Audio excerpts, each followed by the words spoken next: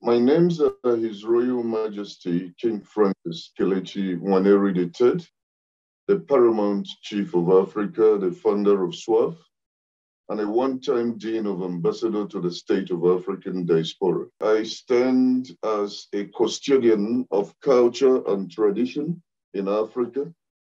I stand as a mediator and an advocate to several African kingdoms in coordination of the return of Africans, both the African descent and making Africa come back again.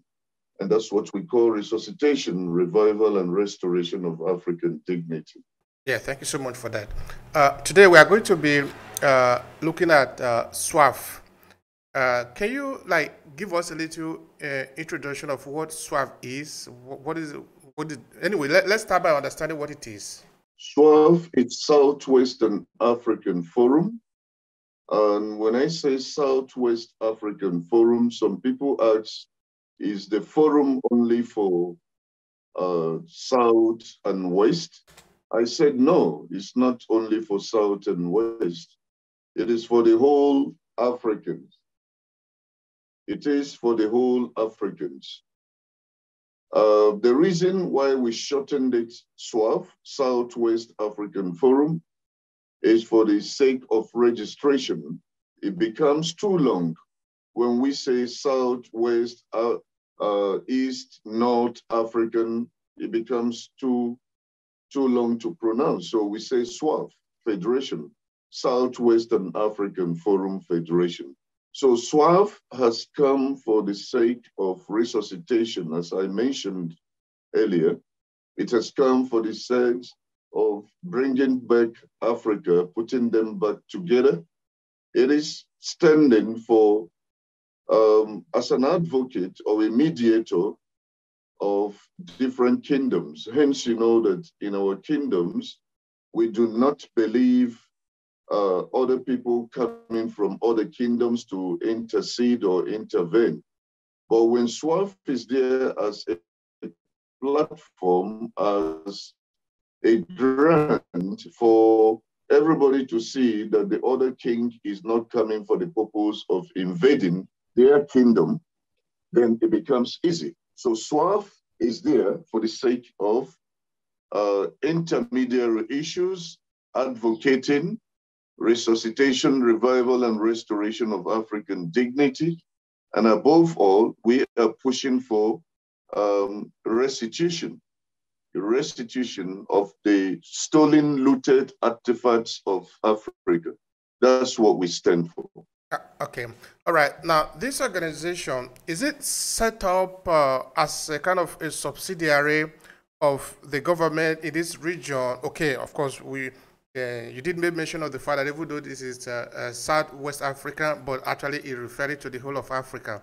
So I'm trying to understand if maybe it is set up by the African government or is set up by some NGO. So that's what I'm trying to understand there. Okay, SWAF is set up by several kingdoms of Africa. It is a kingdom organization. It is an organization that is established by different kings of Africa. And they are all partakers and actively, not proactive, actively participating in the affairs of SWAF Federation. So SWAF also has been known as a motherland organization for the diaspora, which is single-handedly authorized by the state minister, his name is Judge Teen for what do you call it?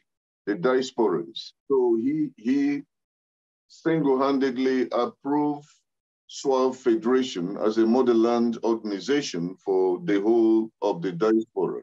In other words, it means that every diasporan need to identify with SWAF, and SWAF, it is a package of all African kings.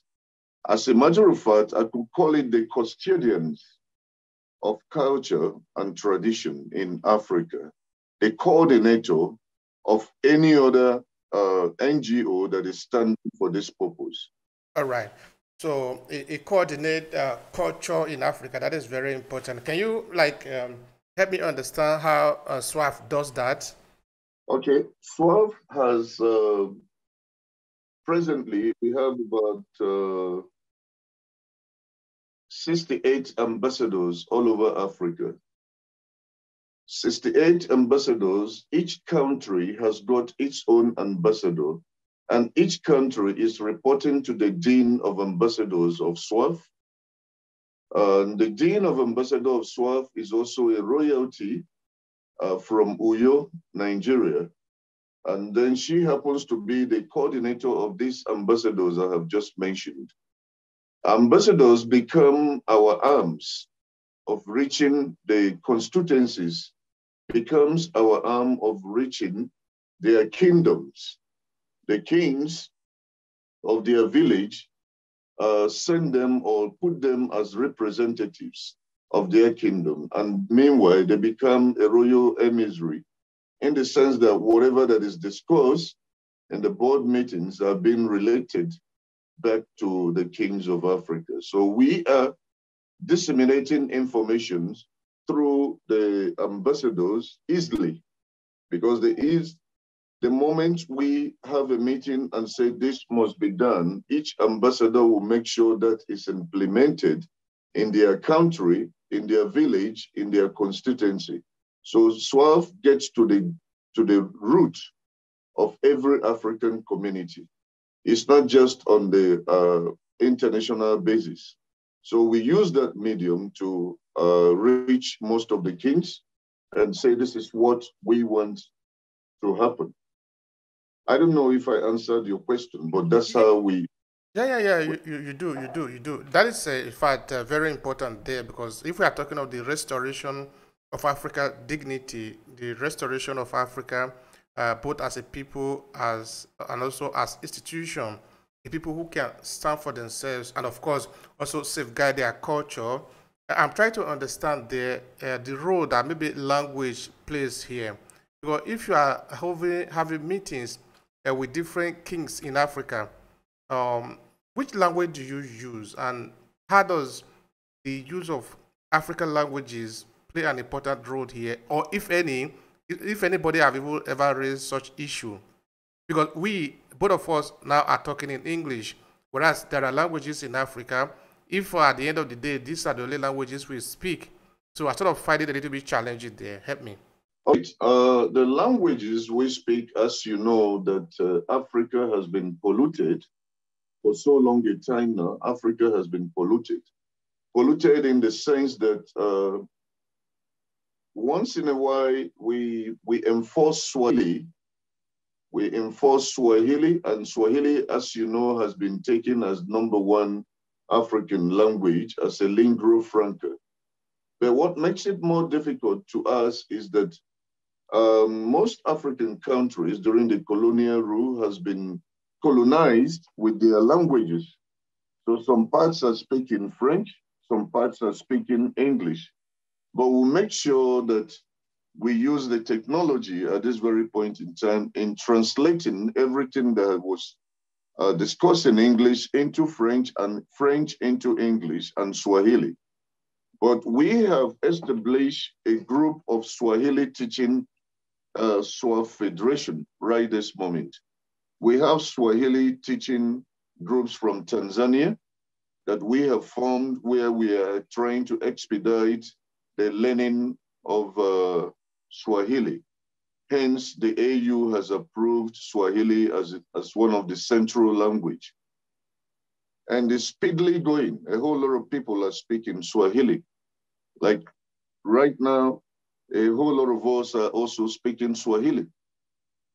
It is good for us to use Swahili because in the olden days, we have the word Tekelika, Protocol, and Swahili. But Swahili has stood the test of time. Why Tekelika, Protocol is no more there.